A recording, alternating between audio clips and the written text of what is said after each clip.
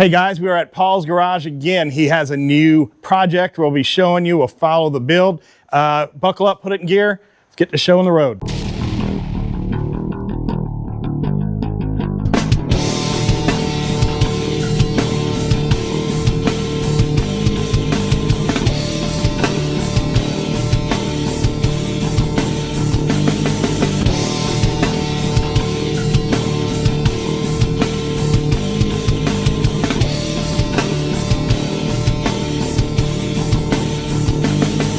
A 71 240Z. Paul has had a 77 Yes. in the past. What other years have you had?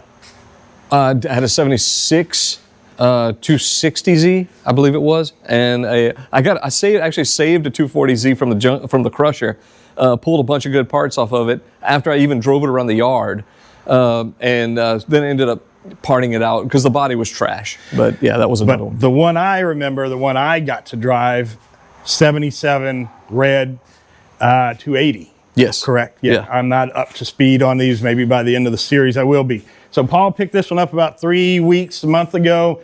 It was on a rotisserie, right? Yeah. It's we'll hear the story in a second, but you got a pile of parts. Got some of the interior over here. Got the car. You made the dolly to put it on? Yeah, that I didn't have a rotisserie, so Made it out of old pallets. it didn't. You're right. It didn't come with a rotisserie, so I had to do something to get to maneuver it around till I get the subframes back in. He plans to build this car complete, painted, everything, and drive it to Road Atlanta. Road Atlanta, what's the event called again? The MIDI. The MIDI. The MIDI at Road Atlanta in Brazelton, Georgia. Yeah. So that is about 6 months from now, or 6 months from the time you bought it. We're gonna follow this build, check in on him, see what he's done, and he'll be driving it to Road Atlanta. Yeah. We'll see if we can do this. What's end goal for this car? First of all, not sell it. Mm-hmm. Again, I will not make that mistake again. So I sold my 77 model because I got a Porsche 914. But that was 2012, and I've regretted selling the car since. Yeah. So this is sort of a redemption car. Mm-hmm. Like I get another Z. But yeah, the plan is going to be a full restoration, as close to a factory car as possible. Yeah. No major mods. Mm-hmm. It's going to have a rear spoiler. It'll have period correct. Like a duckbill, or like the 70, your 77 had? Yep, the BRE exact spoiler. Okay. Actually, just because I like it, and it's a period mod. Also a period mod is the original 14-inch slot mags. Yes. Which are going back on it. Those will get polished. That's not the hubcap style, though. No. No. It's the slotted, 5 slots around the mag. What size? It's what, 7 by 14? 14 by 6. 14 by 6. Yeah, they're Wow, 14 even by 6 smaller. with Wow. 60 series tires. And I'm going to do white letters. White letter BF Goodrich's. Yes. So it'll have all period correct mods. Not heavily modified at all, though. It's going to have original bumpers and, externally as close to original as possible. But we are not telling them what color. Good point. Good idea. We are not telling Good idea. you guys what color this car is going to be. You're going to have to keep watching the series to figure that out. Yeah, hopefully in about 2 more episodes, we might be putting down some primer or paint. I'm trying to talk him into a BRE paint job, and I don't think he's all for it. Well, that doesn't exactly follow my no mods theme, but not that I have anything against it. I would love to have a BRE themed 510 or Z. Yeah. But this one, your dad had a BRE 510. we put BRE stripes on it. Painted that way. It wasn't a full BRE paint job. Oh, it wasn't? No, it didn't have the red, white, and blue full on. Okay. It was just white with 2 Okay, well, stripes. that I don't remember. I remembered it. See, you messing up my memory. Yeah. I thought it was a big old race car. You're killing that memory for me. No, it was actually just a street car that we autocrossed. But it was really good at autocrossing. Those little 510s are great. Yes, the 510 was a phenomenal car. It won the 1600 cc. I'm sorry, the 2000 cc championship in the 70s, and just really put Datsun on the map. Then you also had a 510 wagon. You had it. My Yes. car, which is still around, it's actually in Youngsville. It was a 72 510 wagon. That was the first car. My first car still exists. And you did a K swap. No. What swap? It's a KA20, a K24.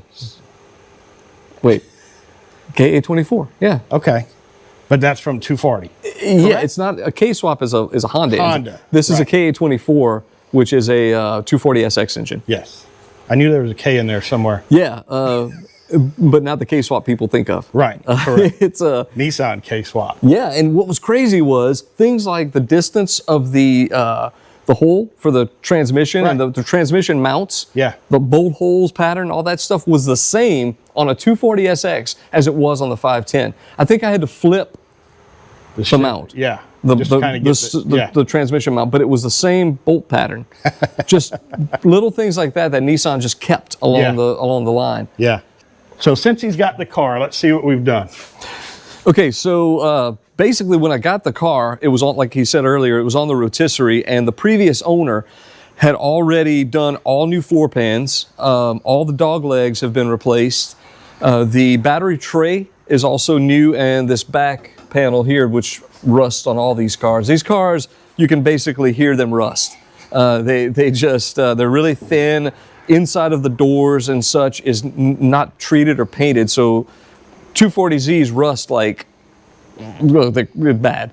So he had already replaced all the rust-prone areas on this car, except for the previous owner had replaced the car had gotten hit pretty badly on the right side, and that owner pulled this damage out for the most part, and instead of fixing or repairing this panel here, the actual roll pan, they replaced it with a flat roll pan.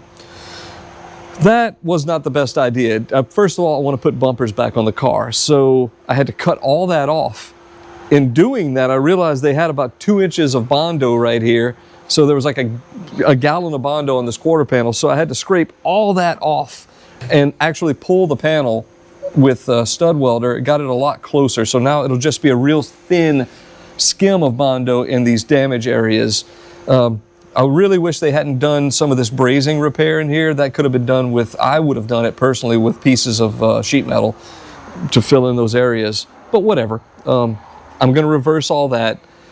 As I have it now, the bumper is able to be mounted. This is all completely mocked up right now. This is going to have to come back apart and be welded together and then, of course, reassembled. So it's coming along. So where do you get these panels at? These are actually more stuff for 240Z or Zs in general is available now than ever. When I had my 77, you had a hard time finding a lot of this stuff, especially for a 240. But by demand, you can actually buy these brand new. Now, nothing is inexpensive. I'll say that. Everything on these cars is very costly. So, yeah, you can get this. I actually bought this brand new. Got that a week ago.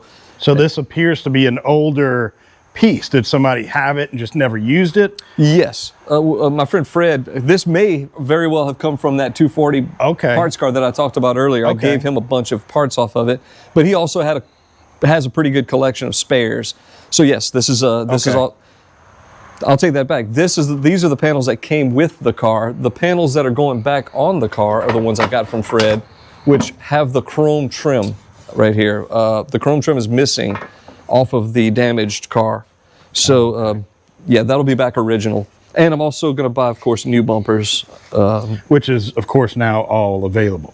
Yes, in fact, they're going to be stainless. I'm getting a set of stainless bumpers from Thailand, maybe? I can't remember the country they come from, but good reviews, and they are beautiful. So really looking forward to that. So while the car is being prepped for paint and bodywork being done and things like that, there's a lot of lull time. So what I've done is, or what I'm going to do, is try to keep the project going by doing things that can be finished and ready. So when the car is basically done and painted, everything will be finished and could just go back together like a big model kit. So last week, I pulled the dashboard apart refurbished all the gauge faces. It does have an overlay, a cover lay, dash cover, so it wasn't applied very well. So I was able to heat it and actually glue it down better. These dashes, you can get them now. You can get a brand new 240Z dash, but it's about $1,000. So budget-wise, I was like, yeah, it's covered. That's good enough. I like this. So anyway, we refurbed it, and this will be going into the corner in the finished pile. And we'll start doing things like prepping the doors. I have all the pieces here. The car was completely disassembled, but I can do things like blast and paint, things like this, have them ready. Heater box is over there. Prep little pieces here and there, get the carbs rebuilt, just do whatever I can to keep the project rolling. So this isn't everything, right? I don't see suspension parts. Suspension's out here. The subframes are both outside. I do have a transmission out there. 5-speed? It's going to be a 5-speed. Actually, I have a transmission out there that I'm not using. The 5-speed that's going back in this car very well may be the original 5-speed out of my 77. Oh, nice. So if that happens, it'll be nice to have a chunk of it. Yeah, a piece of the old. Right. So this is the drive shaft of a Z car? Yeah, isn't it cute? That's really cute. Yeah, look at that thing. It's so tiny. That's going to get new U-joints and get all freshened up. Very nice. The steering wheel that I have I'm not using. It's a Momo, very nice wheel, but I'm going to end up buying. I actually bought an original 240Z wheel. I'm going to refurb this and sell it. But yeah, this is all. There's basically a car here. There's a car here. It's in a lot of pieces, all of them. Now, Paul's 77Z that he had got me into the Z fever, and I ended up getting a 93 300ZX twin turbo. It's beautiful. What a car. I love that car. It was auto when I bought it, swapped it to 5-speed, did a lot of work on that engine, the turbo. I mean, I upgraded everything you could take off of that car. Yep. Wiseco pistons, Eagle rods. It was just an amazing car. And a car of dreams. Yes. That thing was awesome. I regret selling it. I should have never sold it. It needed heads, and I had done so much work to that car, I'd given up. And it needed heads, which was at the time about $2,200, and that's money I didn't have at the time. So I said goodbye, and of course I regret it ever since. It was a beautiful, perfect car. Yes, it was. That was an awesome car. The car and Paul's 77 was featured in Paul's movie Cutter Mantooth he did a few years ago. Yep. I dedicated a whole movie to my car. To the Z car. And then sold it. What? So interior wise, of course it needs everything, new carpets and all that. Little things like this are what are really going to make it. I'll take this off and actually redo these letters in silver. It's not going to have a radio because basically it had one little tiny speaker, and that would be pointless.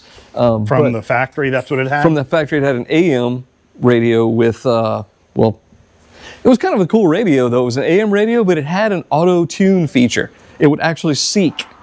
Wow. With a little motor, yeah, it was pretty cool. They're very, very expensive and I don't need an AM radio, so we'll just use a Bluetooth speaker. But this is all going to get refurbished, and I will have a radio blanking plate made, which was a factory option if you got the radio delete. So that'll be kind of neat. Air condition? Actually, yes. This car had a dealer, I guess, installed a Frigette AC system, not an under the dash kind. This one actually uses the factory blower unit that's over here. And it mounts to the firewall right above this. So your blower unit, instead of just going directly to your vents in your dash, will actually go through the evaporator. And we'll see how it works. I don't know, but it will have AC. And this hatch, was this the one that was on the car when you got it? Spare hatch, the original hatch is over there, and toast. This car was actually flooded. It was in Broussard. It came from California to Broussard, and while in Broussard, it got flooded. Then it got sold to where I got it in Grand Coteau, and it's a reconstructed title. but that doesn't really matter because the whole car is going to be basically brand new. So the work that they've done on it, do you feel it's quality work? Yes, his welding is really nice. The battery box is top notch. Let's look at that battery box. People might not know on a Z car, there's a panel here that lifts up. Right. Same on the other side. Yeah, this is the Another one brakes that lifts and up brakes there. and clutch. But this lifts up and the battery actually goes right here. Right. And there's that battery tray that rust because of the battery. The battery and being, thin Datsun metal. So he replaced that section and did a really nice job. He seam sealed the edges and everything. It looks really nice. The floor pans are done top notch. Everything is welded nicely and seam sealed in. I'm happy with the job. It's the next thing that's going to be done when we do another one. Hopefully, it'll almost be ready for primer. Yeah. Like once that back panel's finished, we're rolling. Yeah, because I mean the car is really just almost ready. Sand and prime. Yeah. 90% of it. So you said there was Bondo in that rear quarter because it was hit. Is there anything else anywhere that you see? We found some Bondo right here. Chris was here the other day, and I think looking at this, Oh yeah, there's I kind of just saw it. a little chip right here and some bubbling here. But when I sand it down, I'll know if I see any Bondo. This is not necessarily bad. It may just need to be blocked down and primed and filled. Yeah. If it's stuck and it's proper, I don't mind leaving it. Yeah. Why was it sold? What, did they just run out of whatever? Money, time, want? Too many projects. Well, I mean, Well, he has too many projects in the sense that he's working on an airplane right now, but he also has another Z already. He has a 240 that runs and drives. what color is that one? White with a red interior. Very sexy car. I think a factory white car with factory red interior. So really pretty car. So the engine that's going in this car actually came out of that 240 originally. His car has a 280Z engine in it. So it's a 2.8 liter. Yeah, so maybe some people don't know what the number distinctions mean on these Z cars. So this is a 240, then there was a 260 and a 280. That would be a 2.4 liter, 2.6 liter, and a 2.8 liter. Problem was they increased the displacement. The engines got bigger, but they didn't gain that much horsepower, and the cars were way heavier. A 280Z weighs about 600 pounds more than this car and only has about 30 more horsepower. Now, why is that? What did they add to them that made it?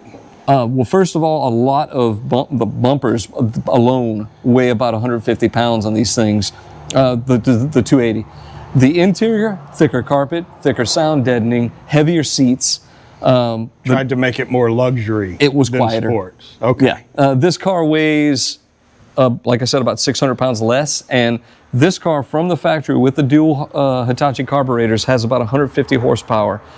The 280Z is fuel injected, but has only about 30 more. So it's not much faster, really. This is more of a raw sports car. They got more and more toward a sport touring car toward the end. Bracing, door bracing in the 280. Oh yeah, in the door itself. Yeah, tons more door bracing, and in the back of this car, as you can see where it got, you can't see the bottom, but under the bottom where it got hit, there's no real frame rail back here. The only rail is a little tiny square tubing rail that holds this bumper bracket. In the later cars, the floor is higher, and it's because they added these gigantic braces in the top and bottom. It was just a massive crush or impact zone, I guess you'd call it. Much heavier car, and also, much quieter. I'm hoping within 2 weeks I'll have this thing in primer. Yeah.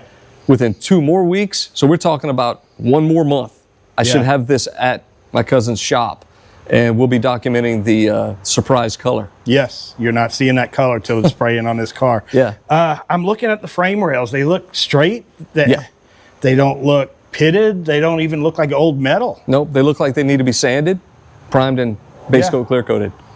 So, and let's say you needed a fender. Let's say this fender was full of Bondo and you're like, oh my God, it's beyond it. Yeah. They're readily available. Expensive, but yes, available. You can buy. The good thing about Z's is a lot of people have parts cars and junk cars in their backyard. They'll take a fender off and sell it to you, or cut a chunk out of the car if you need a larger panel. Right. The community is very. The community wants these cars to stay on the road. Absolutely. Whether it's theirs or somebody else's that they don't even know. Yeah, and that's the best way, in my opinion, to buy parts is if you can find them used, because it's well, first of all, cheaper. Right. But secondly, you're tearing down another car to keep another one alive, so it keeps it fits. Yeah. Aftermarket never fits like another factory fender will fit. Especially a fender like this that's got a lot of. This is an intricate bend. Yeah. It's got a lot of things, a lot of stuff to it. Right. And so the factory one will drop right on. Yeah. No adjustments needed. I know about aftermarket parts, and nah. As you can see, these hood hinges do flip forward. Hood comes forward. I think they were copying the Corvette. Yes, absolutely. The Japanese did. All jokes aside, they copied a lot of. They took a lot of things from other companies like Ferrari and Jaguar. Yeah. This car, it was actually maybe you could say inspired a little bit by other companies, but it's not very much a copy. Well, they say when you copy one thing, it's copying. When you take a bunch of things, it's research. Yeah. So Pretty they much, researched other cars and took the good stuff and put it on their Japanese car. Now, are you doing Fairlady badges? No. No? I'm doing 240Z, Datsun 240Z, American spec, everything. So what year did these become Nissan Z? In 83. But there was a transitional phase where in 83 or early 83, there were Datsun by Nissan. Oh, okay. And then it went to Nissan by Datsun. Oh, okay. They actually flipped it. Like on the tailgate of the trucks, not the hard body, the previous 620 truck. So then it went to full on Nissan. The whole point behind them being called Datsuns in the first place was in case they failed. They didn't want the brand to fail. They didn't. They literally didn't want to fail in America and have people say, "Oh, Nissan is junk." Right. This way, they could back out and say, "Oh, well, that was Datsun." Right. Datsun did that. That was that other little company. rotary motors too. Right. Was the rotary out by this time? Yeah, I think so. No, well, I don't know when the RX-7 came out. To tell you the truth, I don't know. I don't think this car they made about 569. So there really are almost no 1969 Datsun Zs. So that's how early these cars came out. So I don't think there was a rotary RX-7 yet. All right, so let's talk about this engine that's going in here. So first of all, your air conditioner's not going to work. It's kind of clogged up. Yeah, I might have to fix that. And actually, I'm going to get rid of this piston York compressor and build a bracket for a rotary compressor that goes on this side. Is that a common upgrade for these? Yeah, definitely. These are they're not bad compressors, I guess, but they're they vibrate a lot and they're just antiquated. I'm going to 134, so I'm going to go ahead and put a 134 compressor on it. And so this is not a numbers matching engine, which really doesn't matter. The numbers matching engine that was in this car, was flooded. So it's totally ruined and gone. It was a boat anchor. But this one looks really good inside. The valve train looks good. Basically what I'm going to do with this engine, it has only 60,000 miles on it. Before the Z that it came out of had only 60,000 miles before they took it out and put in the 2.8 liter. So a 60,000 mile L series engine is pretty much new. It's not that hard. Let's say I put it in, it was knocking or something, which it won't be, I doubt. But let's say I did have to pull it back out, I'd just do it. So how much tear down are you going to do? Pulling the head off? Are you doing anything? Actually, what I'm going to do is change the valve cover gasket because it's seeping in the front. Put a new fuel pump and water pump seals, because I'm going to buy a gasket set. So I'll do all the external seals and the intake. Oh, look, see, I just broke it. The intake manifold, intake and exhaust manifold gasket, and that's it. Going to put it in. We'll see what it does. Pretty certain it's going to run. Here's the rear subframe for the suspension. I don't know how many of you know, but these Z cars have independent rear. Let's talk about this. Fully independent suspension. They did put drum brakes on the back, but it has power brakes, so and it's not a heavy car, so they stop really well. This particular, again, like I was saying about the engine, it had 60,000 miles. This car only had 74,000 miles on it. So a lot of the rubber is really Right, nice I was just thinking and about soft. that. Everything is pliable and soft. You can dig your fingernail into everything down to the motor mounts. And these are original. Original bushings. 71. Yep. Yeah. 1971 bushings and all. Wow. So again, I'm going to put it all together, run it like this. And if I have to change something or something makes a noise or knocks or whatever, then I'll change it as it goes. But with inspection, I don't see any problem just running these pieces. Now they have changed the springs, they're lowering springs, and they replaced the shock inserts, the strut inserts. So don't have to change that. These are even new. You can see the Nissan sticker on there. They replaced the rubber. So there's a lot of parts that have already been done on the suspension. So I'm going to throw it in there and see what we have. That is a very long snout for a differential. Yeah, it's I guess because it was, the length of the arms, and they're using it as a member across the subframe there. It mounts to the body with with the mustache bar, which is directly to the back of this. So I'm pretty sure that's why they had to extend it to make the length here match. I see the hatch here. The 2 holes on top, that was for louvers? Are you putting louvers on this one? No. Thank you. Yeah. Unfortunately, they drilled holes in this one and that one. As a matter of fact, I think it might be wide rusted.